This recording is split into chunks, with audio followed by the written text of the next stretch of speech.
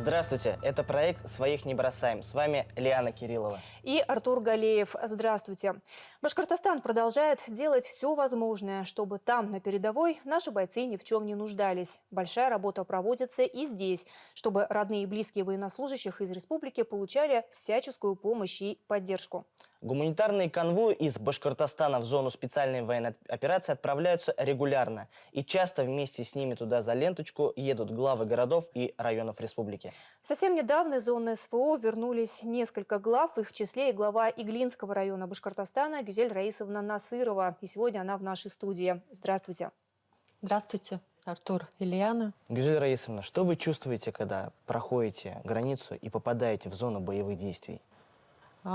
Что я чувствую? Ну, я быстрее хочу увидеть наших ребят, быстрее хочу им передать все тепло, которое мы везем, все необходимые вещи, все приветы. И когда едешь, всегда очень волнительно. А когда с ними уже встречаешься, начинаешь с ними общаться, время так быстро проходит, потому что и они хотят поговорить, и я хочу там расспросить все. Поэтому это вот как будто какой-то миг, и чувства там действительно переполняют.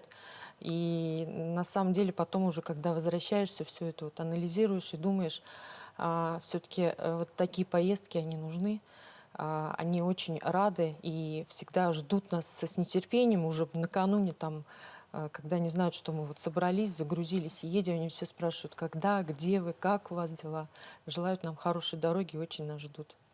Гюзель Раисовна, сколько раз вы уже были в зоне СВО, и что побуждает вас лично каждый раз оставлять все дела, а у главы районов, безусловно, много, и ехать туда, к нашим бойцам?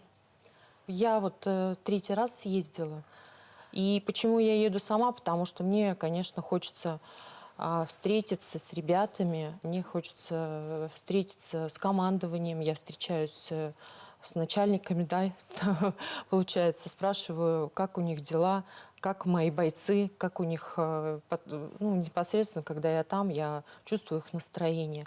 И самое главное, они знают, если я сама приезжаю, они мне всегда говорят: Гюзель Раисовна, вы не переживайте за нас, вы помогите нашим семьям. Они начинают расспрашивать, как там их дети, как их матери.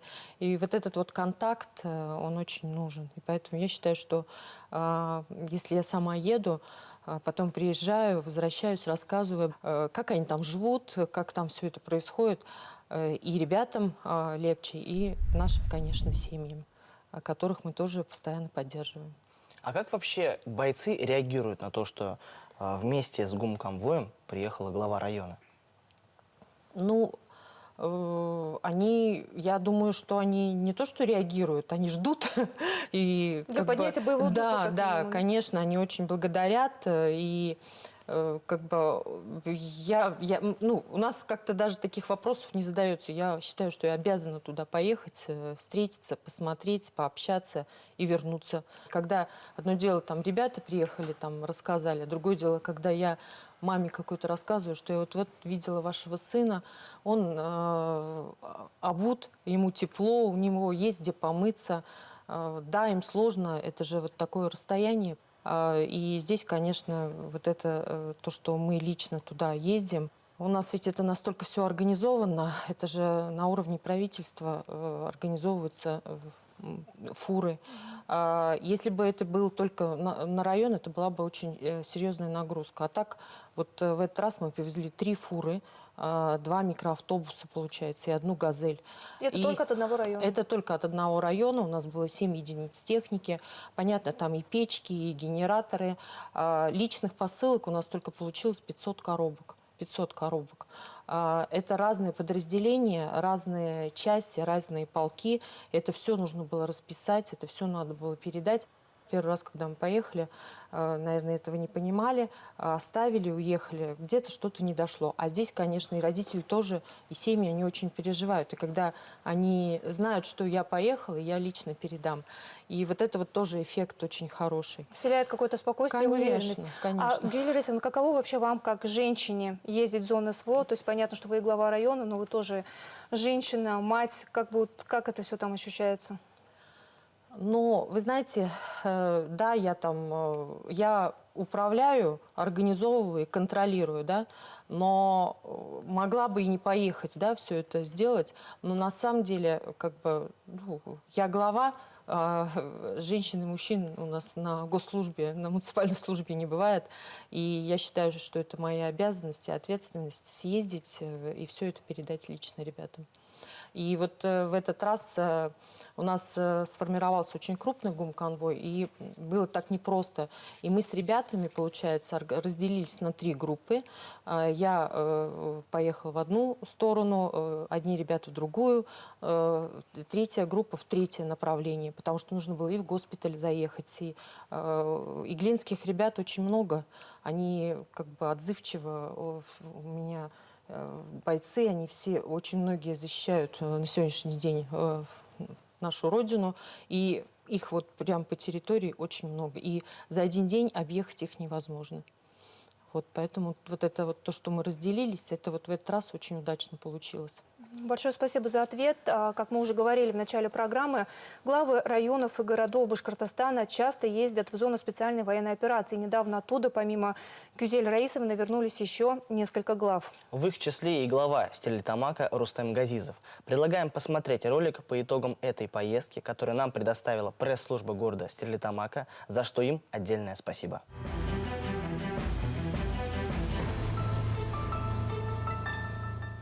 Бросаем своих, так ведется, не подставляем и не продаем. Русский народ никогда не сдается, и мы свою родину не предаем. Стянем ряды, братцы, время за штык браться, коль суждено сражаться добру со злом.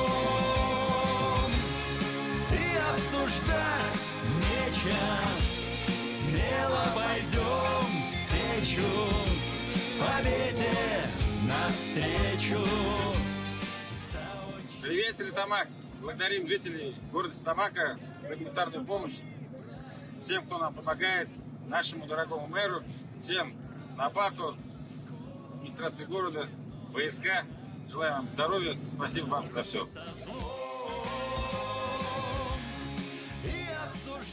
Благодарность всем за ту помощь, которую оказываете. Дошло все в целости, невредимости. Спасибо всем. За отчий дом!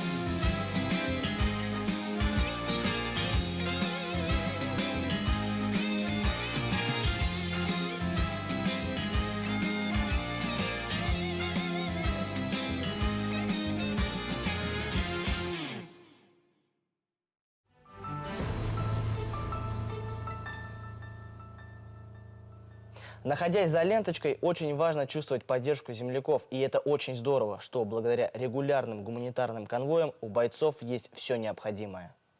В этом плане Башкортостан всегда на передовых позициях, и многие бойцы это отмечают. Как мы уже говорили, главы городов и районов Башкортостана постоянно ездят в зону специальной военной операции, и, безусловно, мы также будем приглашать их к нам в студию. Гюзель Раисовна, как вообще ваши родные относятся к тому, что вы ездите в зону СВО? Семье тяжело, вообще тяжело, то, что я главой работаю, но они знают, что это моя обязанность, моя ответственность, и с пониманием относятся, и с поддержкой, за что я им очень благодарна. Это самое главное, чтобы семья поддерживала и чувствовать Конечно. этот тыл за спиной, безусловно. А там на передовой бойцы просят что-то конкретное, чтобы им привезли отсюда, с тыла? Но там уже не просят, потому Или чего что они больше всего ждут, может быть?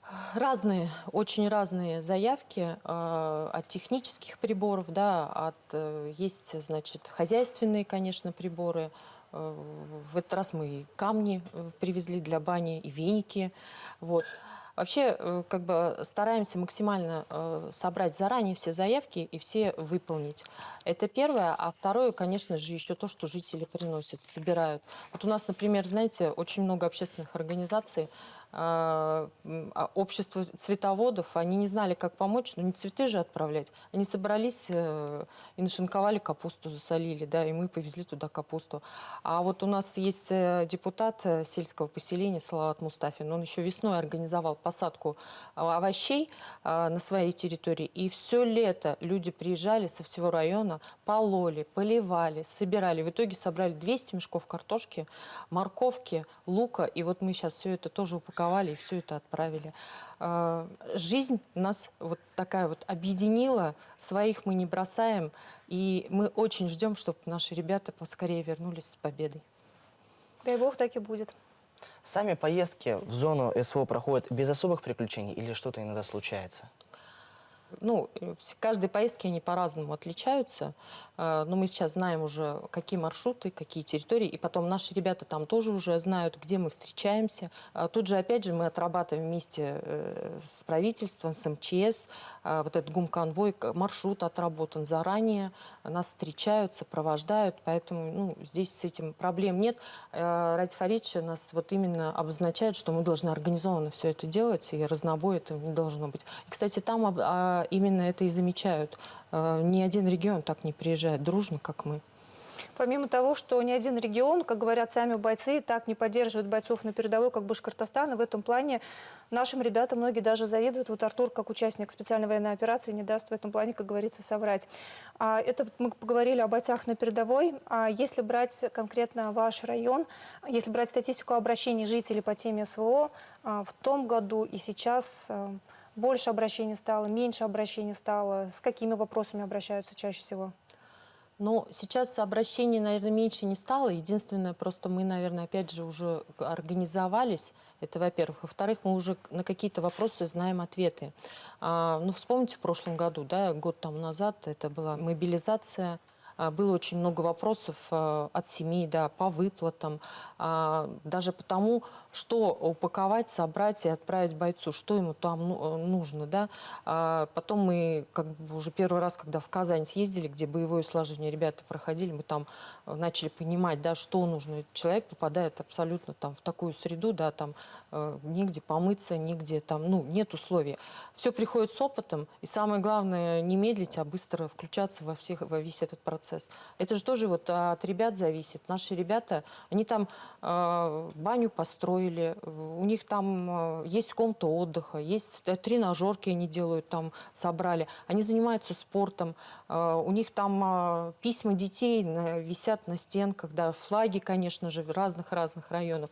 Это все зависит от людей, от самих наших бойцов. И когда, знаете, можно как бы ворчать и там чего-то ждать, а иногда лучше вот так собраться, объединиться, да, мы готовы все сделать, помочь, поддержать. Ну и вот говоря о местах боевого слаживания, у нас глава Башкортостана Радик Хабиров тоже лично много раз уже выезжал на места боевого слаживания, брал с собой большую команду людей для того, чтобы там даже в месте боевого слаживания создать максимальные условия, там и душевые построить, и сделать нормальную комнату отдыха, и все на свете.